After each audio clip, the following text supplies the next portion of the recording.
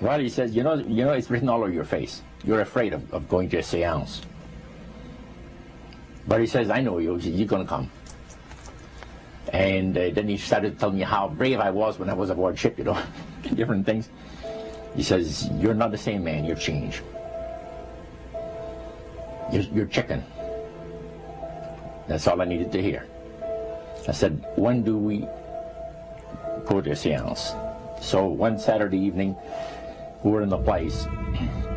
It was our first time. Very beautiful place. The medium was a lady. She had a gorgeous new home in Montreal. And there were about 20 invited guests there. I wish I was one of them. And she communicated with the spirits for different people there. And they were telling them what the spirit said. One man said, I would like to talk to my friend that died 6 months ago. But I don't want him to appear. Just want to talk to him. Because he says, I don't trust you talking to my friend for me. So the medium says, let me inquire of the spirit. Yeah, the spirit will talk with you. And that big masculine voice was heard in the place. It says, hi, Frank. It's nice of you to ask for me to talk with you. And they had a little chat. And after it was over, Frank says, this is the greatest thing on earth, to be able to talk with the spirits of the dead. Then the medium said, we have a very special surprise tonight for you people.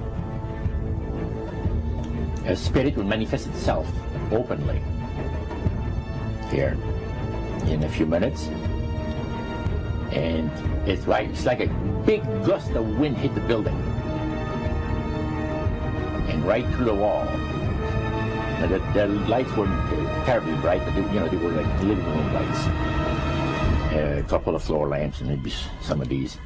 And that translucent being seemed to come right out of the wall. How did you feel right at that moment?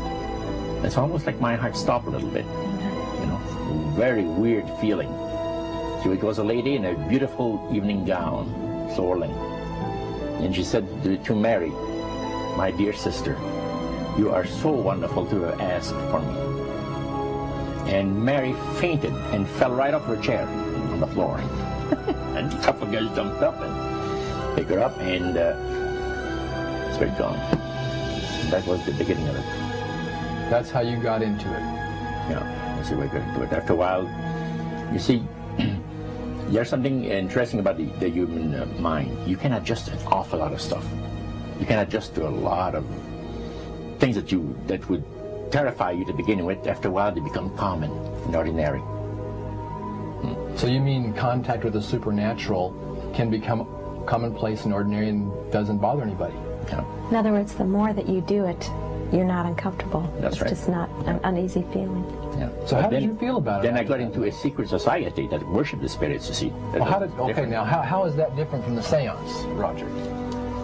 It happens that the seance are not involving in many ways.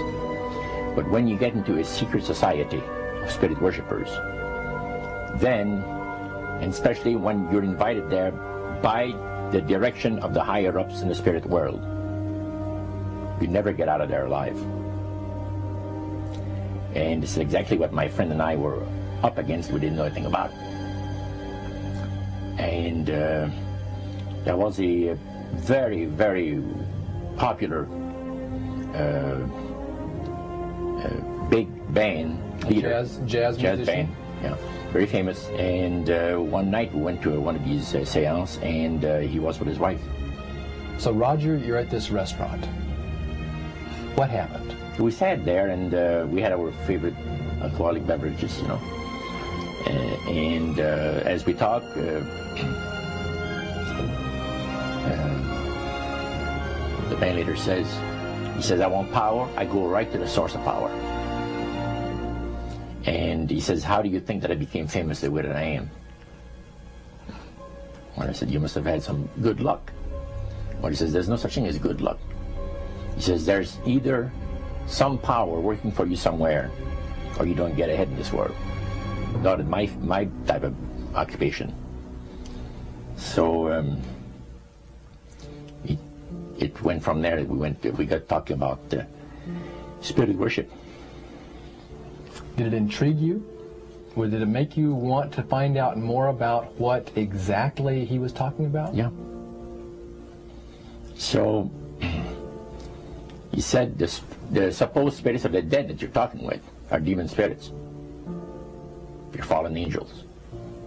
They're beautiful beings. Just set it out, just like that. Oh, yeah. It didn't make you uneasy when he said they were... Well, you know, it shocked you a little bit, you know, something that you first hear mentioned to you. He said, you guys have got a great future ahead of you. Because we've been told, the high priest of our society, secret society, has been told that the master has very special plans for you too. Now, what did he mean by the master? Satan. And we were interested to hear more about it. And he told us, he says, look, we worship spirits. We worship Lucifer and all his angels. They're just as beautiful as they did before they were cast out of heaven. He says there was a misunderstanding in the whole thing. He says among the inhabitants of the galaxies. And he says our master was misunderstood. And God did not bear with him like he does with people that make mistakes today. So we're in a warfare, good against evil. And we happen to be the evil ones, but we're not that bad. He says, I look at this business between the forces of good and evil. He says, you believe in one person believes in God, and everyone believes in Lucifer. It's like politics. So the great controversy is real. And you've heard someone talk about it that's on the other side. And through these people, they are sold to the fact that Christ will not return to this planet with power and great glory. He's going to abdicate all claims to the planet, because the high priest once said that Christ will abdicate all claims to the planet because he knows that it is lawfully and rightfully Satan's. And at that time, he says, so the priest says, well, now, he says, for those of you that are new, let me tell you that this is the most feasible way, he says, to please the spirits. It's to deride Christ and his people, you know, and his church and all that. So they sing out of Christian hymnals. They didn't sing Christian words to the hymns, however. Well, they changed a lot of them. Yeah. Not It's a form of blasphemy. Yeah. Such as you see today in the rock music world. You see the entertainers, they have these crosses. The ladies got earrings, crosses. The guys got crosses. This is a form of blasphemy, a form of deriding Christ. You see. Spirits cause the people to do that, to find pleasure in wearing this type of emblem, which is the cross is the emblem of the crucifixion of Christ to the Christians. Better to reign in hell than serve in heaven, is that it? Why not? I'm here on the ground with my nose in it since the whole thing began. I've nurtured every sensation man has been inspired to have. I cared about what he wanted, and I never judged him. Why? Because I never rejected him. In spite of all his imperfections, I'm a fan of man. I'm a humanist. Maybe the last humanist. Who in their right mind, Kevin, could possibly deny the 20th century was entirely mine?